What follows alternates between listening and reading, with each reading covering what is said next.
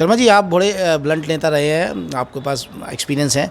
कहीं ना कहीं आपको लगता नहीं है कि आपने गठबंधन का जो जवाब दिया, ईमानदारी के तौर पर दिल की बात बताएं तो कांग्रेस घाटे में रह गई, 4 सीटें आम आदमी पार्टी को मिल जाती है। कुलदीप कुमार जो पूर्वी दिल्ली से एक वो कल्याणपुरी से निगम पार्षद रहे थे, वो आज आपके सामने खड़े होके एक तरह से एमपी का चुनाव लड़ रहे हैं। यहाँ कन्हैया कुमार की बात हो रही है, तो कांग्रेस को लगता नहीं कि ज़मीनी कार्यकर्ता के साथ कहीं ना कहीं ये भेदभाव हो रहा है, और किसी ज़मीनी कर्ता यानी कि आप जैसे को टिकट मिलती तो आप ब्राह्मणों की जो 7.5 लाख वोट आप बता रहे हैं लोकसभा इलेक्शन में, उसे भुनाने में भी कामयाब हो जाते हैं और वोट भी शेयर भी ज़्यादा बढ़ता। देखिए, हमने अपने शीर्ष नेतृत्व को बताया है कि आप जिस तरह आम आदमी पार्टी ने लोकल व्यक्ति को चुनाव लड़ा रही है और बीजेपी भी आम आदमी मतलब अपने लोकल कैंडिडेट्स को लड़ा रही है, तो हमने कहा है कि तीनों सीटों पर भी हमें लोकल कैंडिडेट लड़ाने चाहिए। तो मैं समझता हूँ बड़ी मजबूती के साथ कांग्रेस चुनाव लड़ जाएगी और कार्यकर्ताओं में एक नया उत्साह भी पैदा होगा। तो हम समझते हैं कि लोकल लोगों को हमारी मांग रहेगी, किसी को भी लड़ाएं लेकिन लोकल आदमी लड़ाएं।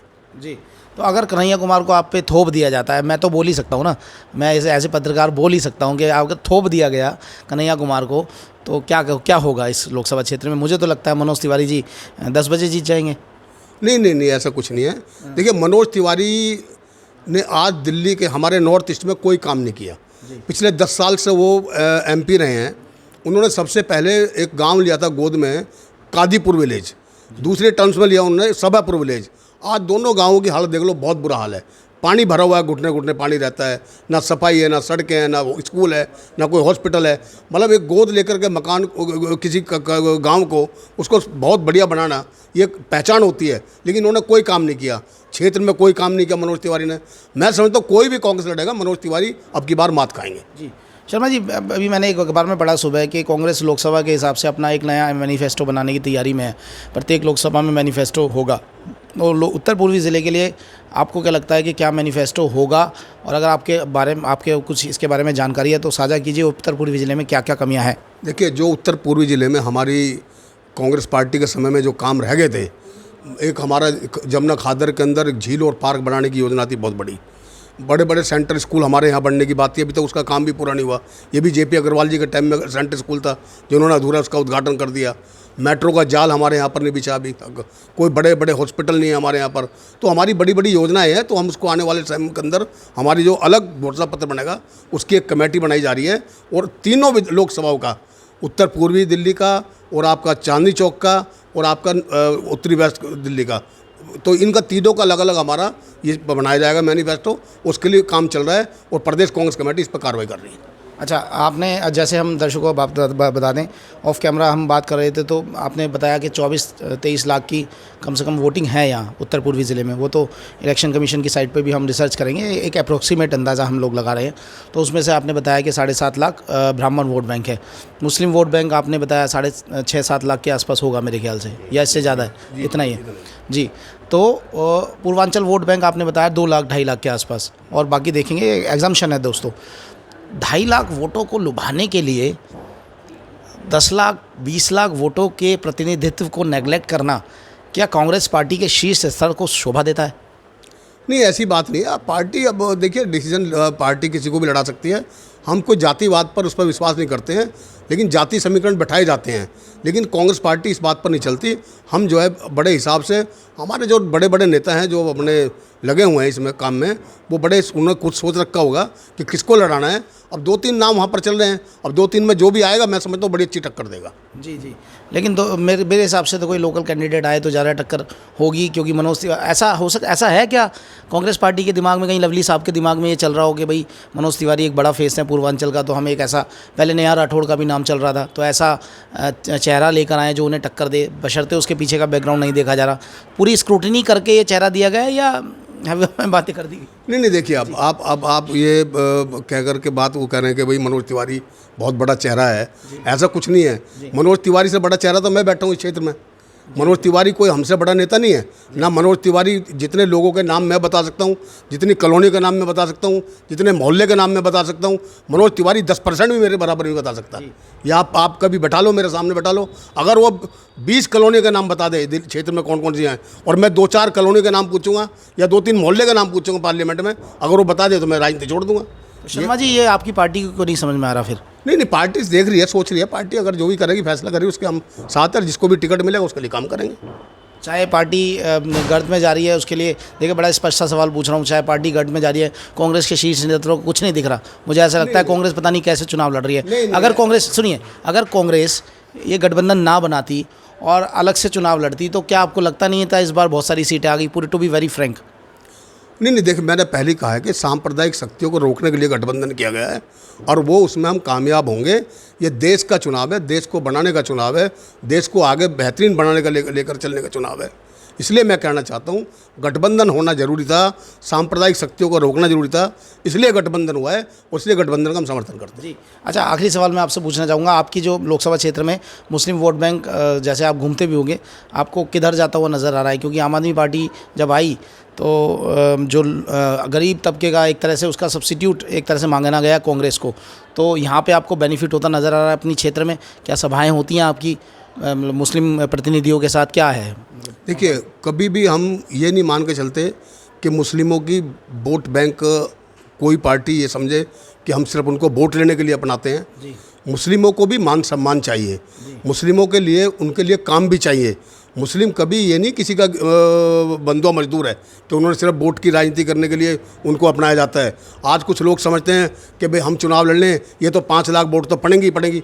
ऐसा नहीं है। आज की तारीख में मुस्लिम भी समझदार है, जो लोग उनके लिए लड़ता है, मरता है, कटता है, उनके लिए काम करता है, जो उनके दुख दर्द में शामिल रहता है, जो उनकी ईद पे, दिवाली पे, अपने रोज़े इफ्तारी पर उनमें सब जगह शामिल रहता है, जो उनके सुख दुख में शामिल रहता है, उनको ही लोग लाइक करते हैं। मुस्लिम भी ऐसा नहीं है आप किसी को उठा के भेज दो तो मुसलमान उनके पीछे पागल होकर पड़ जाएगा। मुस्लिम भी। शर्मा जी, एक सवाल तो मुस्लिम तुष्टीकरण का आरोप कांग्रेस में हमेशा लगता है।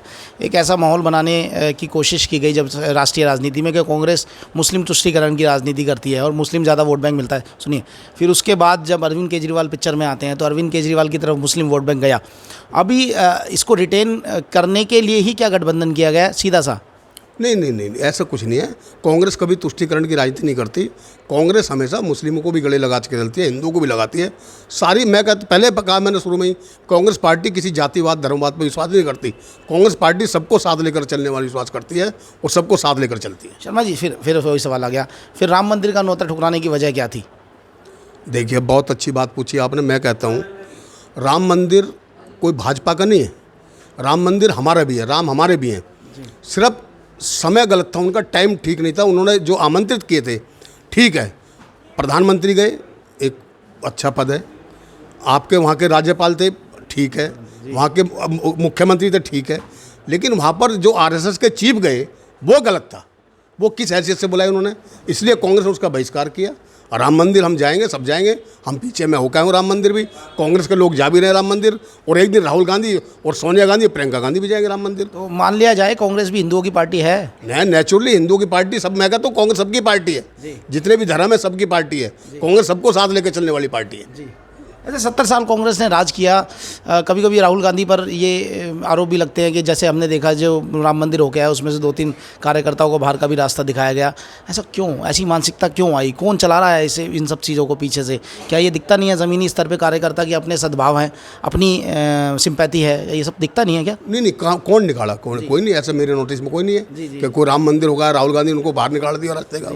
ऐसा कोई नहीं है। ना कांग्रेस पार्टी की ऐसी सोच है, ना राहुल जी की ऐसी सोच है। हमने पहले कहा है, पहले शुरू में बैठती कहा, कांग्रेस पार्टी सबको साथ लेके चलती है और राम हमारे हैं, राम हमारे रहेंगे और राम हमेशा रहेंगे। जी। वो आखिरी सवाल, मैं अब ज़मीन पे आता हूँ। ये तो राष्ट्रीय मुद्दों की बात थी। दर्शकों, भीषम शर्मा जी एक स्ट्रॉन्ग चेहरा है, जैसे कि हमने देखा है ये 8 बार चुनाव लड़े हैं, 4 बार कंसेक्यूटिव तौर पर विधायक रहे हैं। तो ऐसे आदमी को अगर ज़मीनी स्तर पर कांग्रेस को उठाना चाहिए, ये मेरी पर्सनल राय है।